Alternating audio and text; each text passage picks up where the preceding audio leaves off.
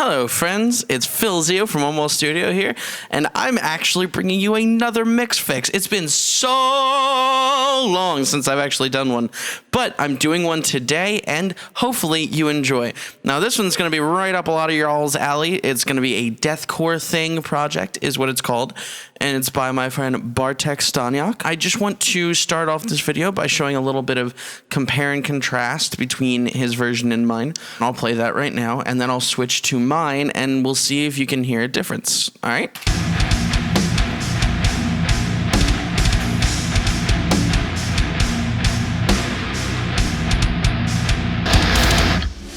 This one's mine.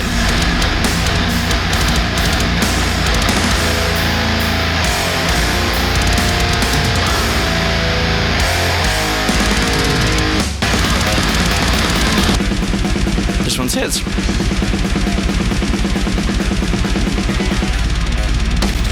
Now, as you'll notice, the original one actually has some decent things going for it. I like the snare tone. I think that the kick tone could use some work, but it's actually not bad. Especially some of the automated stuff he does is really cool, like this intro thing. That is pretty cool. What I did was not nearly as cool.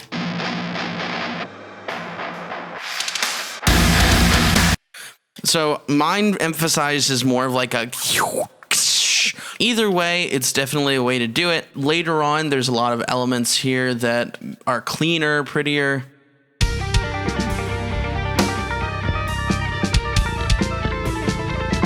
And you can really hear the sparseness. That compared to mine.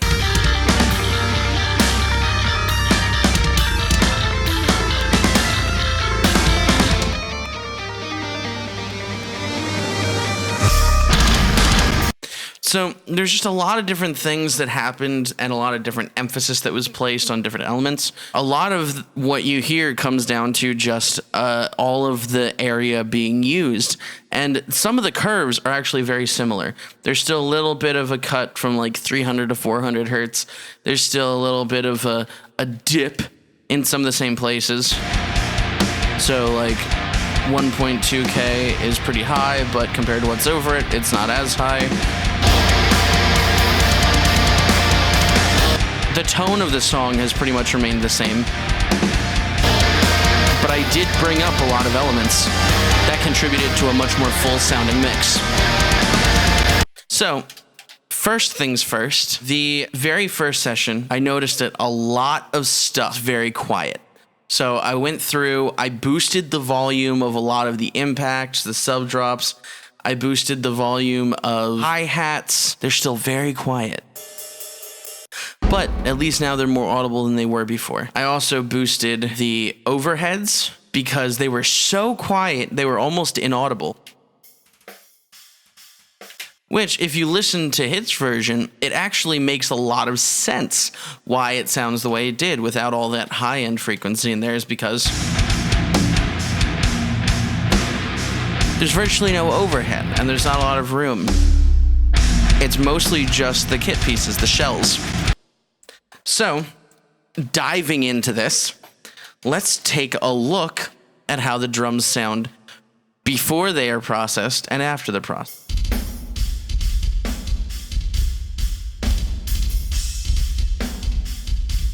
With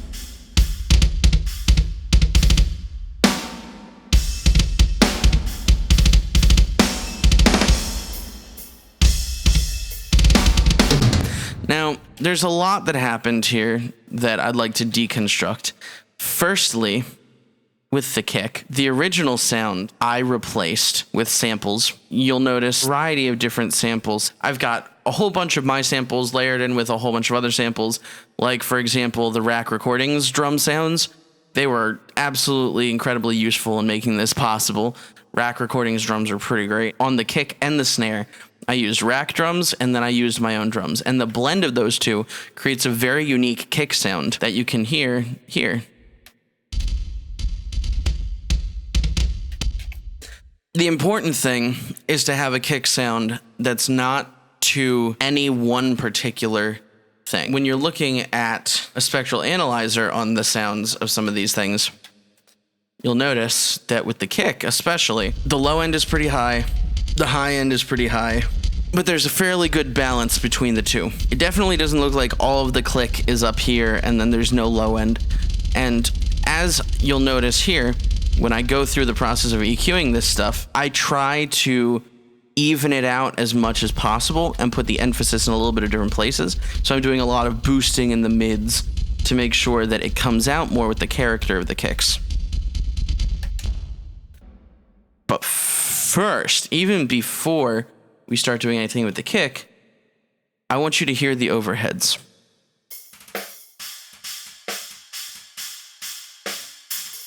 Do you notice that? They sound pretty pre-processed to me. In fact, the overheads, as I got them, literally only sounded like they had any frequency content between like 5 and 6K, which is wild, and then a little bit over. So what I ended up doing to make it sound more natural was EQing it and boosting 500 hertz, cutting 8K, cutting 5K, and cutting 3K. Now, I ended up getting rid of the cut at 5K because it ended up taking a little bit too much. If you notice, that just scoops the high end way too much and gets rid of any of the character that the cymbals had in the high end. But I do want it to be a little bit more even, a little bit more flattened out, and have a little bit more body so that it can actually assist with the sound and reinforce the sound of the kit pieces. That's kind of important, even with something like deathcore, where you want a lot of that smack to be up front. You really don't want to lose the feel of the kit, even if it's not a real kit. That's the important part, is just having enough room and overhead to make the drums feel like a living instrument, even if you're exaggerating the punch and the attack and the click and all that stuff. There's still got to be some degree of realism to keep it grounded.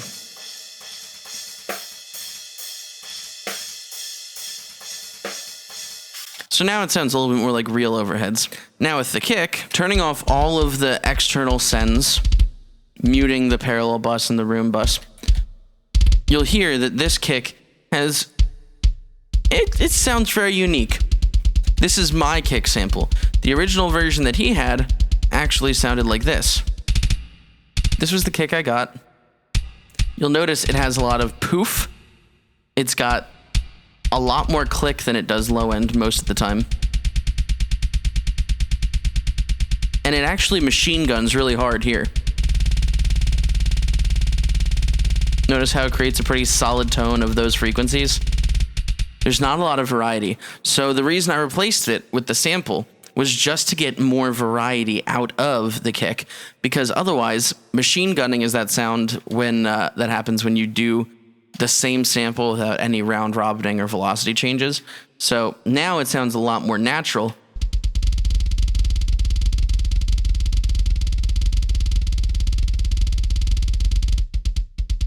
And you've got kind of like the sound of different hits hitting. When you're working with something that's this quantized and this particular, a little bit of human element goes a long way, just like with the overheads. Now my processing of it did end up doing a little bit of work from Shep's Omnichannel up to JST clip. In this mic pre-esque saturation, I did distort it quite a bit. I gave it 65% even harmonic saturation, and then I low passed it down to like 9.7K, and I high passed it up to 45 hertz, and then I gave it some thump. So here's what all of this together does. I'll add in each individual part, and I'll show you how it sounds.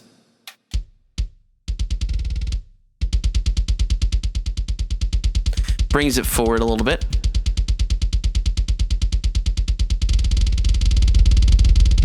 The thump gives it a little bit more beef.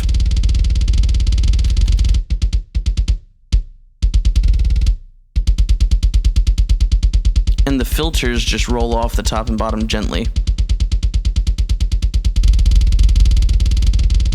to create a little bit more of a focused sound. Now the EQ was very interesting, and I'll turn on each individual part of the EQ as we go along, but I will start with the lows. For this particular song, I wanted the kick to be above the bass. For that, I wanted the bass to have a lot of the low end below the kick. So the area between 40 hertz and 80 hertz or 40 hertz and 90 hertz, I wanted that to be prominent. And so the kick had to operate in a very specific frequency range. Now, thankfully, I have a drum samples that I made with my friend Miles, who is the drummer in a black metal band called Necrourgica. And when sampling his kit, he actually had a lot of punch in the 150 hertz range. So I added a little bit of that to make it more natural. And then, because that was part of the whole bevy of samples that I used, it just added a little bit of that flavor, and I was able to really bring it out with this low band EQ. So check it out.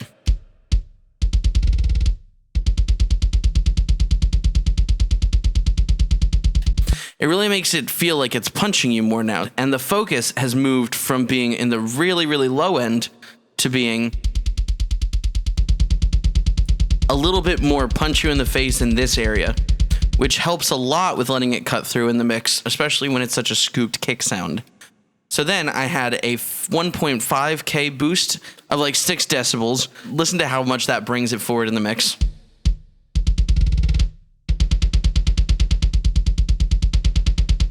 Really brings things out real aggressively. And then I did the exact same at 1.2K.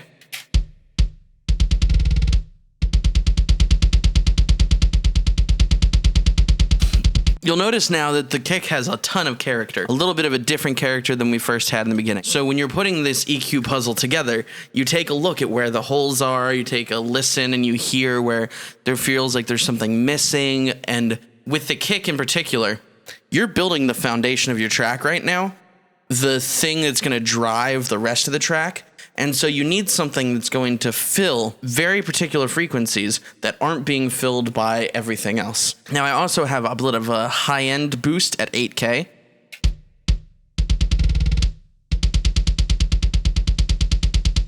Because I just wanted that click a lot more, because this is, at the end of the day, deathcore. Up next, I have a De-Esser set to do this. Cut a little bit at 4K, because I don't like that. And also to cut a little bit at 70 hertz, because it became really obnoxious. Listen to that, it sounds like a sine wave. And it was conflicting with the bass so much. So I boosted all of that up here at the octave above, and then I cut it down here at the octave below. You're welcome, everybody. Now, you're just going to have to trust me that I know what I'm doing on this one, and that's why I did it, because the bass will conflict with it, and you'll hear it when it comes up. So with Sheps, without. Totally shifts the places of character, but that's okay. It sounds pretty good. And lastly, I have JST clip.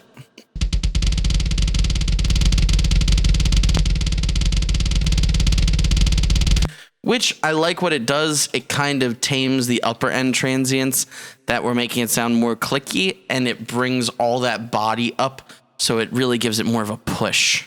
Get ready, friends. We're about to go in deep.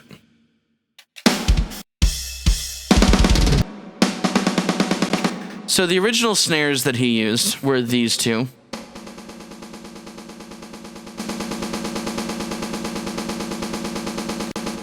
I wasn't super enthused by those, so what I did was I triggered them with my own.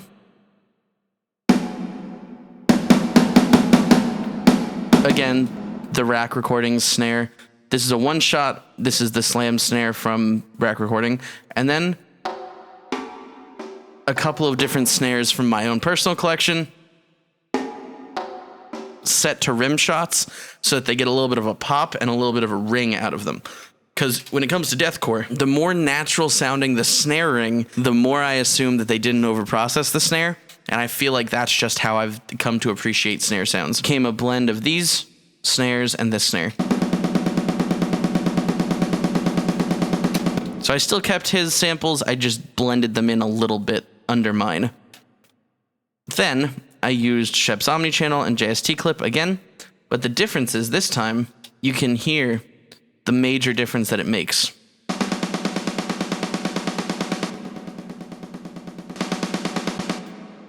So what changed? Well, the original snare had kind of this curve to it.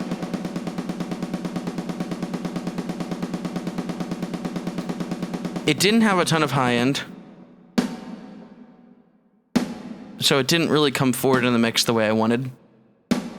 But it did have a pretty solid low end. So in messing with Sheps, I decided that I would saturate it with odd harmonics, add a little bit of thump, filter it between 150 hertz and 11K so that I really focus in on that mid-range. I don't want too much high end, I don't want too much low end. I just want it to punch and be very focused. With the EQ, I added a lot of low end, like 5 dB at 200 hertz.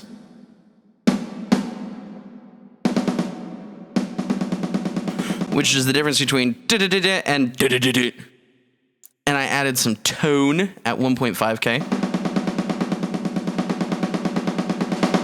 Some 2.5K, I added a ton of that. To really emphasize that that smack, that click. And then in the high end, I emphasized 9K by about 7 dB. Because I like the sound of the snares being hit. I really do. My ears are drawn to it. But when you mostly have a lot of top snare sound, you don't get as much of that. So I like to emphasize that bottom snare sounding thing as much as I can. After that, I use the De-Esser to basically just cut some 544 hertz fluff and a little bit of 280 hertz ring.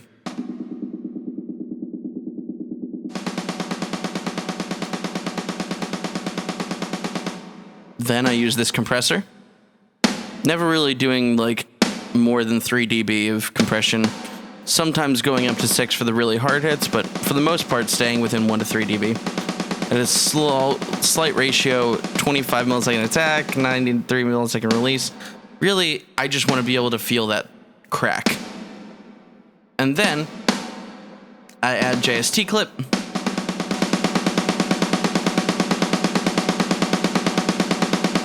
And it gets real gnarly. Those smacks are really now punchy. So now we've got kick and snare working together. With overheads you can actually hear.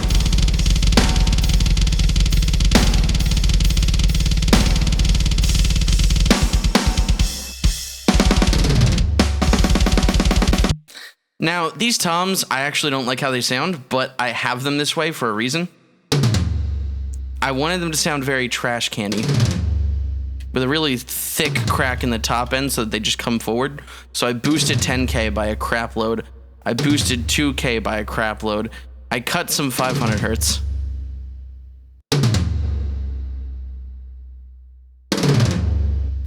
To make them sound more scooped. And then I cut a little bit of that low end because there was a lot of boom on them earlier. I did compression ever so slightly. I de-essed 600 hertz. I de-essed some 250. And I added saturation to the even. I low passed it and high passed it, and I added a whole bunch of thump to bring up the overall bottom end, but then cut just these little areas right here, 158 and 249, literally just because those areas made a lot of resonance once I brought up the overall body of them. So without Sheps, they sound like this. But that's not aggressive and trash canny. That is. And then I just added JST clip again. Now there's tons of free clipping softwares out there, which are totally cool. You can use those. You could use G clip, you could use any kind of clip. So now this is the whole drum bus.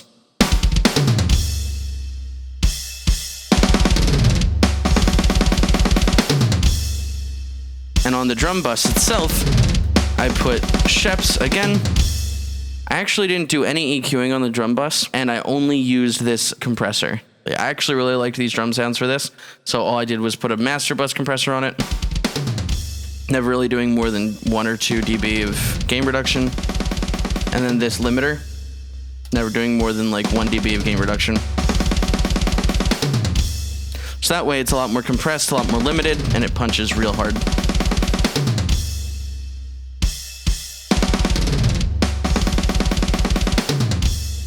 Cool. After this, I decided to make a parallel crush bus, which sounds like this. Which is really just boosting these parts of the signal. It's really focusing on that like 5K area and above. I distorted it a lot with 3 stages of, I believe, tube character. And very, very punchy, very pushy. I compressed it a lot. Very fast attack, very fast release. Some saturation there too. I just wanted to go all out in, and then I limited it. Because I really want this to just be parallel, just have something to like click through at the end, but in a way that I deem focused enough. So now it's the drums with the crush.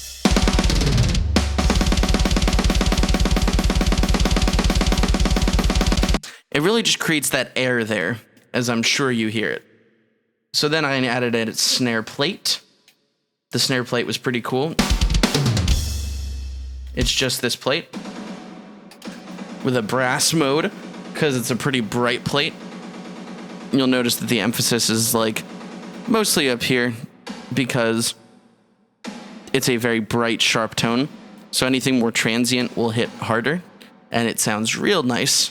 And then I'm just compressing it a little bit.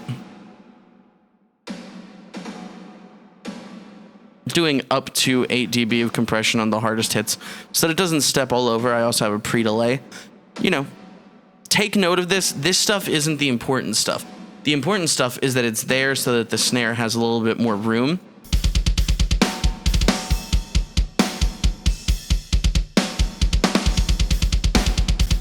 And it really does help add something, because without it,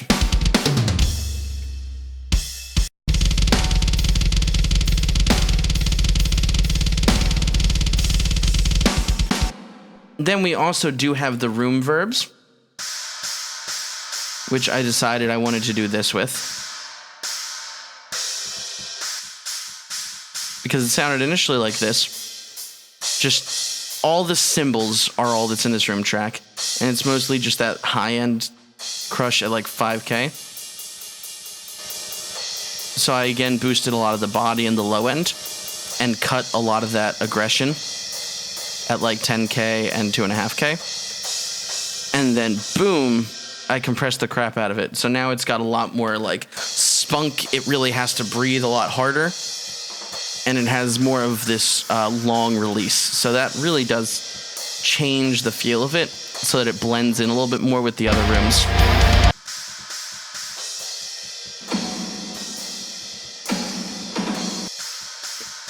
Up next, I have the room verb, which is all of the drums being sent. The room verb is basically just a room verb set to a dark room preset with a high cut. It's very not long. It's a 1.2 second room, and there's a pre-delay on it. It's a lot more close to us, a lot more early energy than late energy.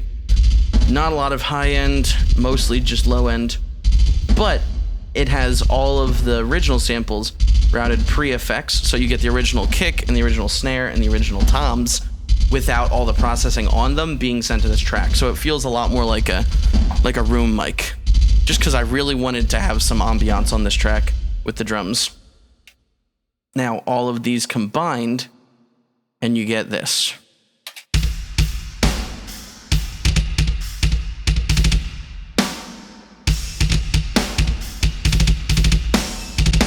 Which might sound a little bit processed to you, because it is, but in context of a deathcore mix, it's really going to add ambiance that'll help a lot. All right, so on to the bass tone. The bass tone was very interesting. I actually originally only had this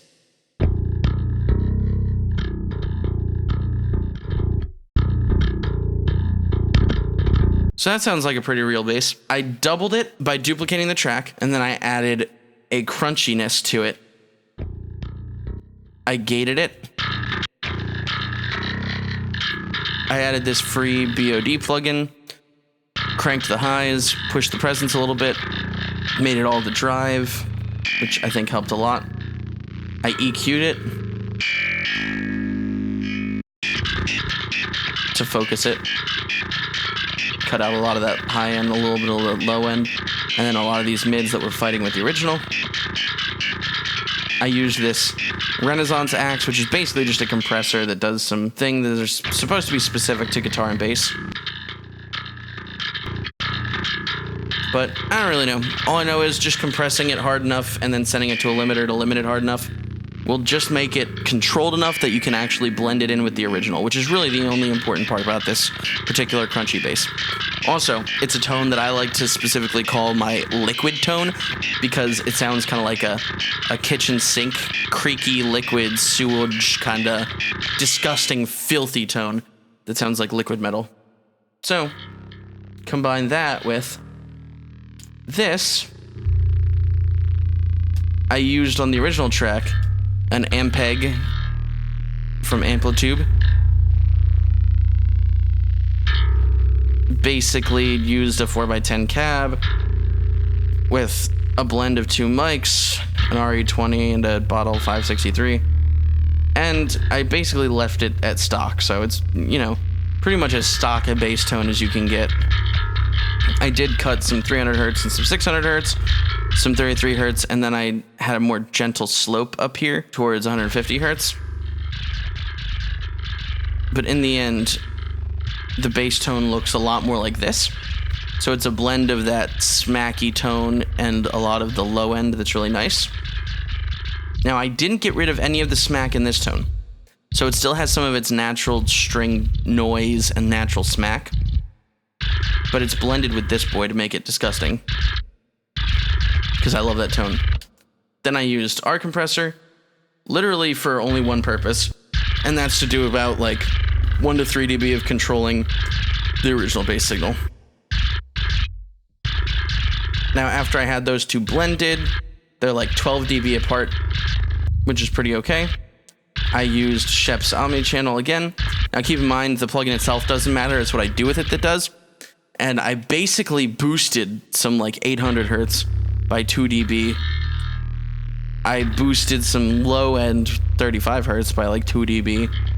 I filtered it so that it only had like 35 hertz to 5.5K. Saturated it a little bit more because, you know, I love saturation on these kinds of mixes. I just want to crush everything and make it pushy. And then I filtered out some of the 150 hertz and 140 hertz where the kick is going to be. And I got rid of some of that 2K because it was doing a little bit too much for me. And I like the liquid sound, but I wanted to sound a little bit more professional than that, a little bit more balanced. So this is with Shep's. I'm also pushing it into this compressor really fast and then into this limiter really hard to really control the volume level. You'll notice how a lot of the low end comes out more when you really tame some of the resonant frequencies at like 2K. Pretty helpful. So now that combined with the drums.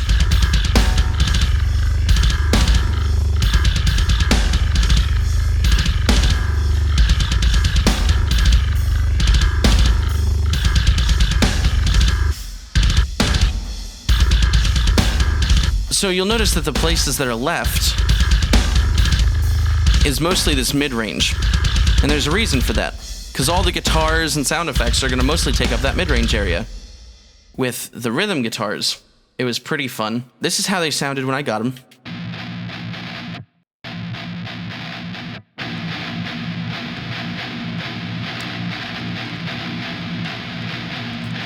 Now, not to cast any aspersions, but there's no 500 hertz in this boy. And that mid-range will help it stand out. There's also a decent amount of like 3.5K to 4K, which makes it sound really twangy. First, I EQ'd it a little bit to counteract some of the EQ that I feel like it had undergone.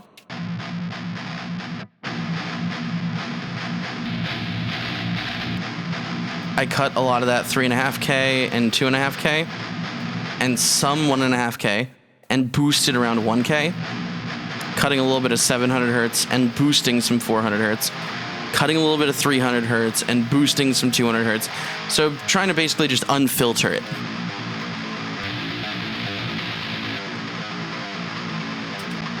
From there, I use this tape machine plugin to really bring up the volume and bring up some of the aggression, some of the density, while also taming the highs a little bit and boosting some of the lows again and bringing some of the focus forward.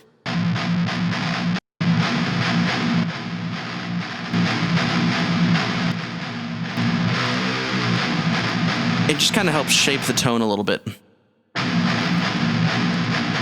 You bring up some of that 500 hertz and bring up the lows to match the highs a little bit more.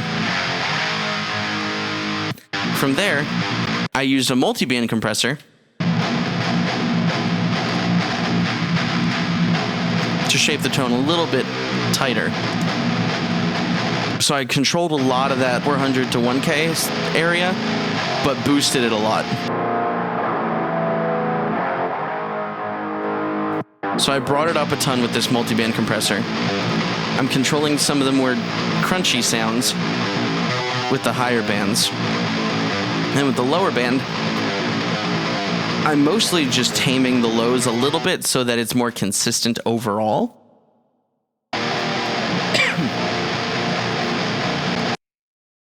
And then I limited the guitars. Basically just bringing up the volume and doing no more than like 1 dB of gain reduction on a limiter for the hardest parts. Without any of this stuff,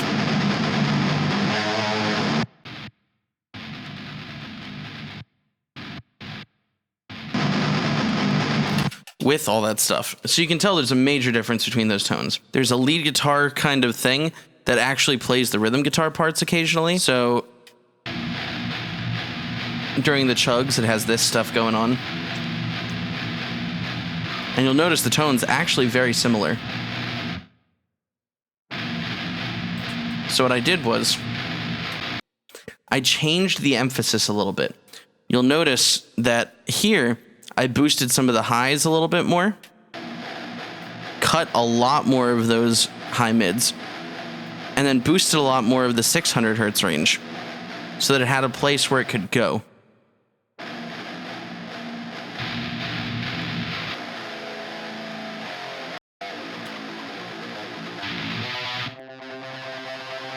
Now you may think it may not sound as good, but it's literally just blending in the parts that are missing from the other one.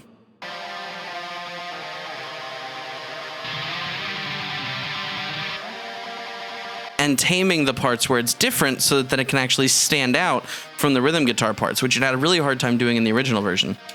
From there, I basically did the exact same thing with the tape machine, only this time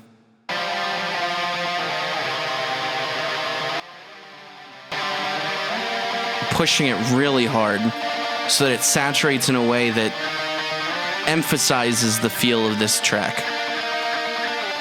Then I threw a limiter on it to bring it all the way up to volume, but I limited it a little bit harder so that some of the dynamics can be a lot more controlled. So from there, you get two tracks that before they were kind of mushy and hard to discern. Now they stand apart from each other.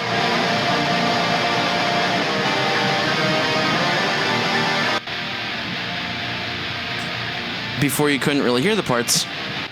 Now you hear each part distinctly, because you carve out the space for them and they don't fight as much. Now from that point, it was just a matter of doing the lead guitar parts, cool, clean parts that happened earlier.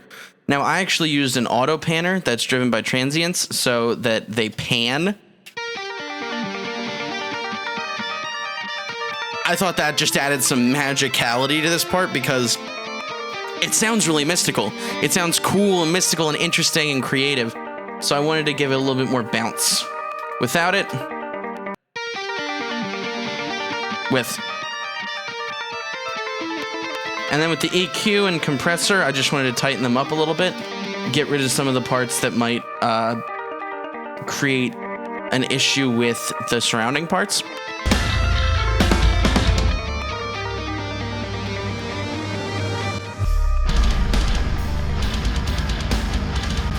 If I don't, they get kind of lost and then poke out and peak up whenever the distorted parts come in, and that's not what I want.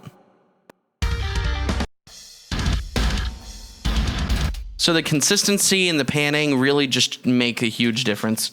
And there's this part.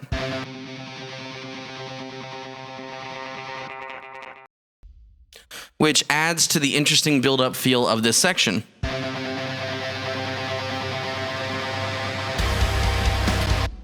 And it makes a huge difference on the initial impact that comes right after that.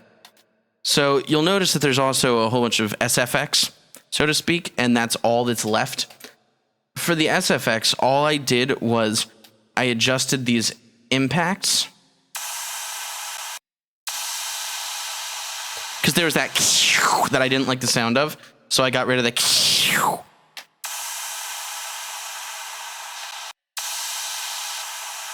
which sounded like a buzzing. I got rid of that just by cutting a little bit of 4.2K.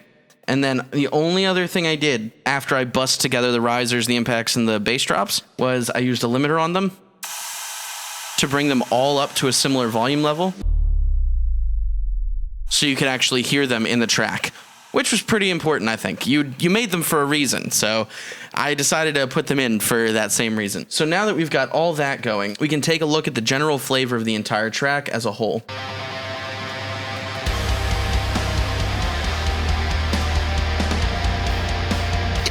Without processing, with. So we made it through this part of the journey. What I did next was I opened up a mastering project to master separately from the real thing. And without going into too much detail, I actually profiled, I used Ozone, but there's a couple of different EQ profiling softwares you could use. And I used, not only did I compare it to your original, but I also compared it to a song called Hellhole by Impending Doom, because I thought that was a perfect example of punchy, aggressive deathcore done right. And I'm a big fan of that whole album. So I was like, hey, that's my go-to. Anyhow, when I was mixing this song, I realized a couple of things.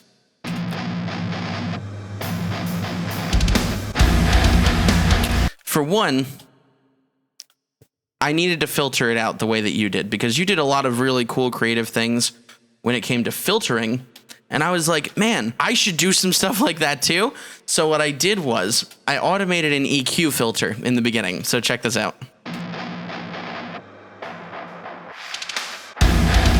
And it creates this like weird, it creates this feeling that's not quite like any other kind of filtered thing that you hear in another song. I get a lot of that stuff from like Aphex Twin and those EDM guys that do a lot of creative stuff with filtering. You can go pretty interesting with it beyond just a simple open close expansion thing. Because you notice I actually moved from like 180 hertz frequency to 500 and then immediately to 1.5 and then so on and so forth. And I just create this movement. So watch how the filters dance.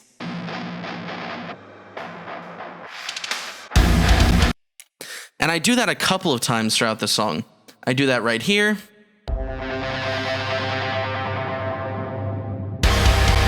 I also do something similar. Later on in the song, you'll notice that I have a couple of sections that I actually manually cut and faded and dropped volume for a couple of things. Because as I was doing compression and limiting and clipping and all that crazy stuff to really bring out the aggression of the mix, I noticed that the volume wasn't quite getting as contrasty as I wanted it to. And that the quiet parts weren't as quiet as I thought they would be when I was mixing them. So I ended up dropping them by a couple dB and blending them and stuff like that. Same here.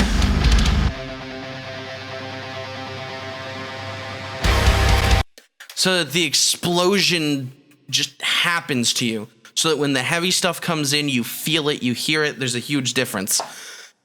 And that difference gets minimized the more compression, limiting, clipping, etc. that you add, because those things bring up the overall volume of everything. When I was mastering it, I did some creative things, and those are basically it.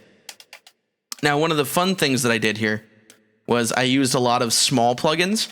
So I used this Mag EQ to, for example, boost the 150 hertz area. I wonder why. My kick drum. And I also used it to boost 10K as part of the airband.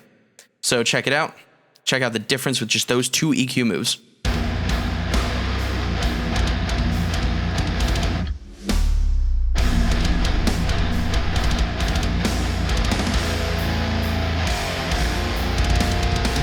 You notice we have plenty of room up here for that air stuff, so not a lot going on over 8K here. Turn it on, get some air going, like 5 dB of air, 5 dB of beef. And then for the next EQ plugin, I actually have it set to a higher air band. So it's another 5 dB, but actually 5K up from there, doing air, and then the same place being boosted again. So I really wanted a lot of beef here. And compared to the EQ profile of the track that I was referencing, Hellhole by Impending Doom, I noticed that it had a lot more beef in the 150 hertz region. I was like, look, I can push this a little bit harder. I left myself a fair bit of room to mess with that stuff. Listen to what happens when I turn off both EQs.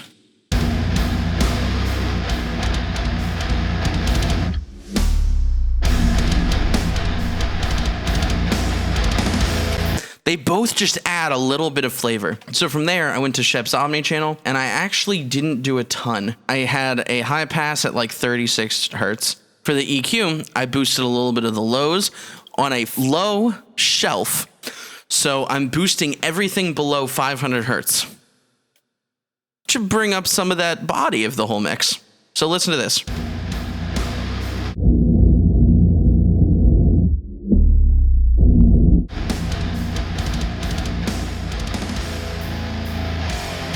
It really does make a difference in the proximity of the instruments when the body is that much closer. Just 2 dB, that's all it is, but it makes a huge difference in how you perceive the tone. Next, I also boosted 1.5K by 5 dB.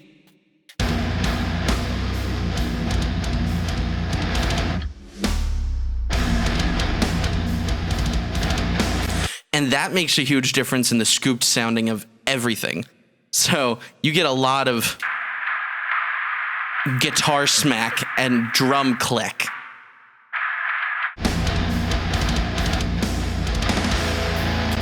I like that sound. Not everybody does. Some people like it scooped, but that was a personal preference thing. And then with 10K, I boosted a little bit more.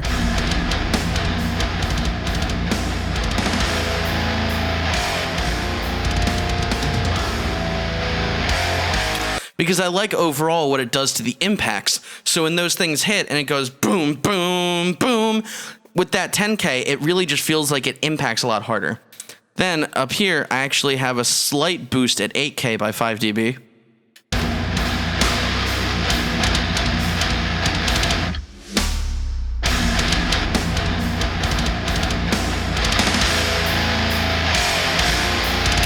And it may be a little aggressive right now, but trust me, the difference that it's making in the mix is actually huge. It's bringing out the punch of everything at once. So I like to take crazy risks, but in this case, I think it paid off. So next I went to the De-Esser, and the De-Esser is basically just going to be pulling down certain frequencies when they get aggressive. It's basically a dynamic EQ. So I did a little bit of a wider Q at 5K, and this is what it was cutting. Just some of that.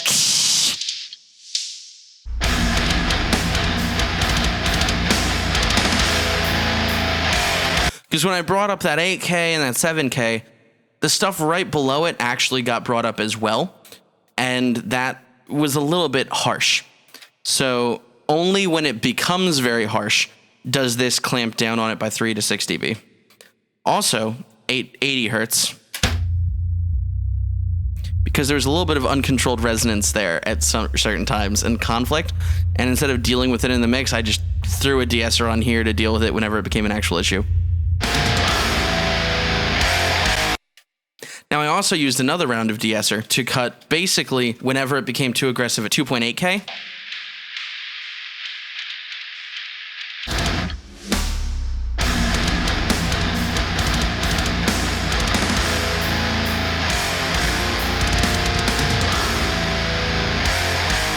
Because that area became very unmanageable very quickly.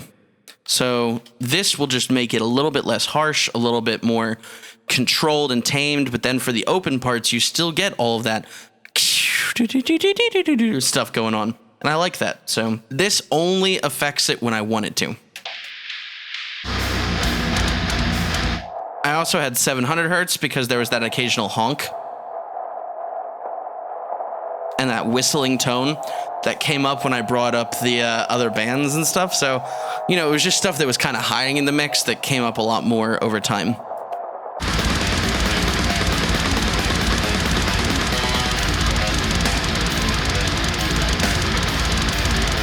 So up next, I used a multiband compressor, and you know what that does. It compresses each band individually. So I had a whole bunch of different bands doing a little bit of work at a time until finally I got to the end. Just listen to the difference it makes.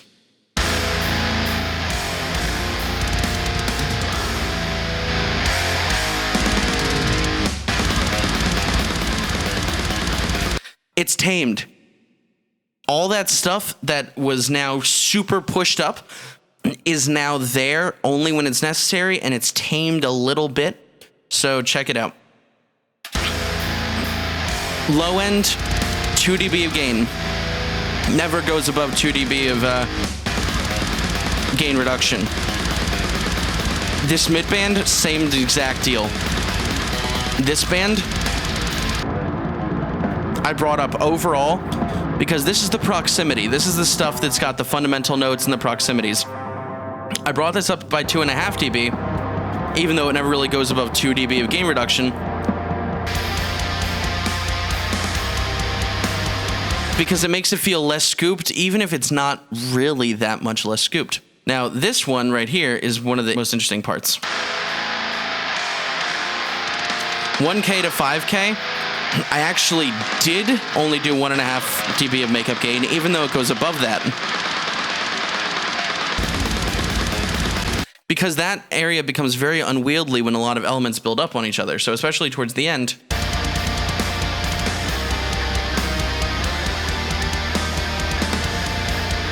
there's a lot going on there. Now in the 5K to 12K range,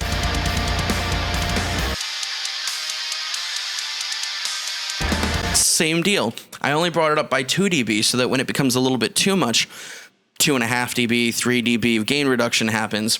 But overall, it's at that level that I like. So this really does keep things at consistent levels that I like, even though I needed to boost a lot to get to the point where there was enough for there to be any gain reduction at all.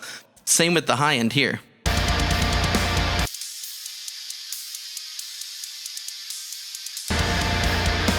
Because that air, all that stuff that I brought up, I really want it to be consistent. I don't want it to be very sparse one moment and then very powerful the next.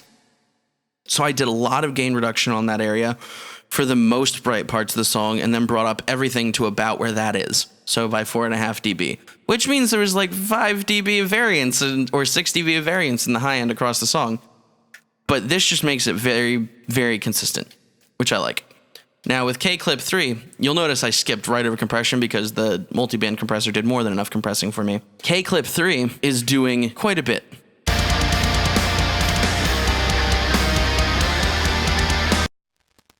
Hear that clipping? That's making stuff punchy. It's in the crisp mode.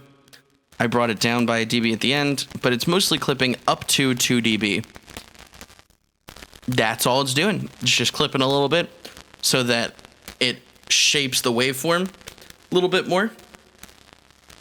Really brings out the low level stuff, and then boom, you've got a much punchier song.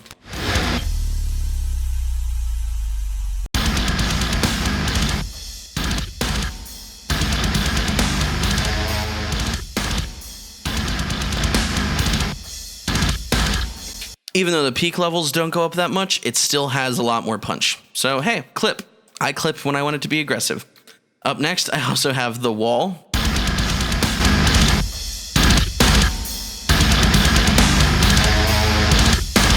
Bringing up the RMS levels considerably. Only taming peaks. Then another instance of the wall, doing just as transparently. The final stage of limiting. To bring up the overall RMS to a crap load and match the RMS value of the reference track. It's lots of little stages that make things loud. It's not a single limiter at the end pushing everything. It's not just clipping the crap out of stuff. You want it to sound natural, transparent, and punchy without losing the aggression. it's going to take a lot of little steps to get that far. So then the only thing I can say now is let's do an A-B. So let's listen to with and without the plugins on the mastering track. I'll gain match them for you.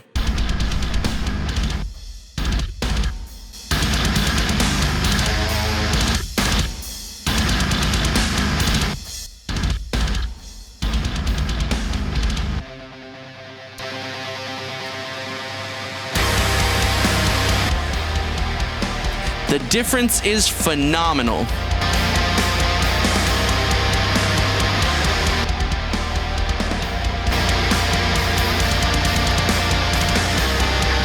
The mastering made all the difference in the world, even gain matched.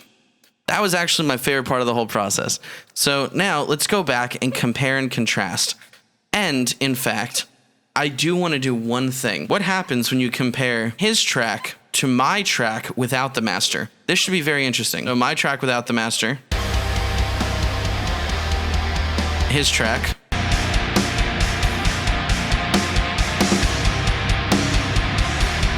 mastered track.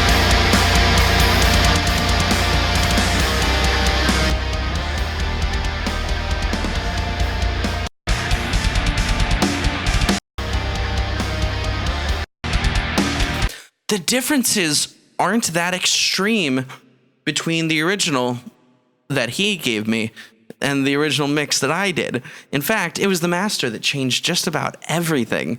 That is really cool.